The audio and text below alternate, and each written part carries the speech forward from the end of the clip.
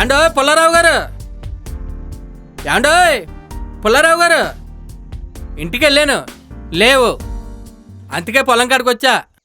పైకి రా.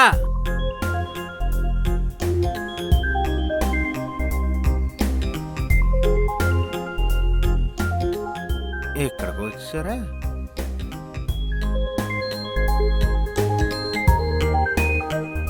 నమస్కారం అండి ఆఫీసర్ గారు. నమస్కారం. దీనికి ఏం తక్కువ లేదు. ఇంటికి వెళ్ళాం. ఇంటికి వెళ్తే ఆడవాళ్ళు పొలాన్ని ఉన్నారని చెప్పారు. అదిగో వాళ్ళని అడుగుతూ వచ్చి చూసాం. వాళ్ళు ఊడుతున్నారు. కనబడుతుంది. 5 లక్షలు లోన్ తీసుకున్నాం. కట్టాలన్న జ్ఞానం లేదు.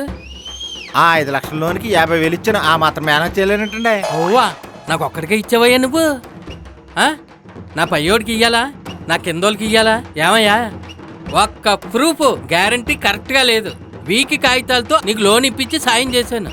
నీకు 50,000 ఇచ్చాను. ఏం మాట్లాడుతున్నా? పై వాళ్ళకి ఇస్తారో కింద వాళ్ళకి ఇస్తారో నాకేం తెలుసు? ఇచ్చింది మీకే కదా. అదా, ఇప్పుడు అది కాదు. ఇప్పుడు మేనేజరు నువ్వు కడతావో లేదా అని కూర్చున్నారు. 3 నెలలు కట్టలేదు. ఏదో సర్దురు చెప్పాను. ఇప్పుడు కడితేనే ఇక్కడి నుంచి కదులుతాను. ఏమండే, మీరిచ్చిన డబ్బులతోటే అక్కడ చేను ఊడ్చాము.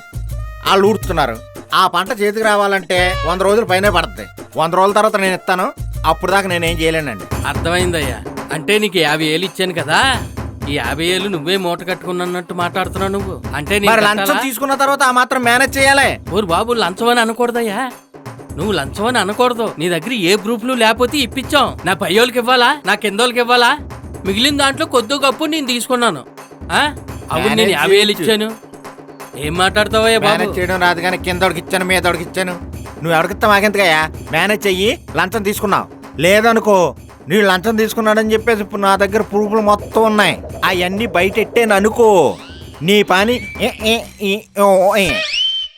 ఏమయ్యా, నా జీవితంలో మర్చిపోలేను తగినంత బుద్ధి చెప్పు బా. ఏంటంటున్నా? లంచం తీసుకున్నానని నా పైన కంప్లైంట్ ఇస్తావా? ఉద్యోగం ఊస్టింగ్ చేయించేస్తాను ఏమనుకుంటున్నావా?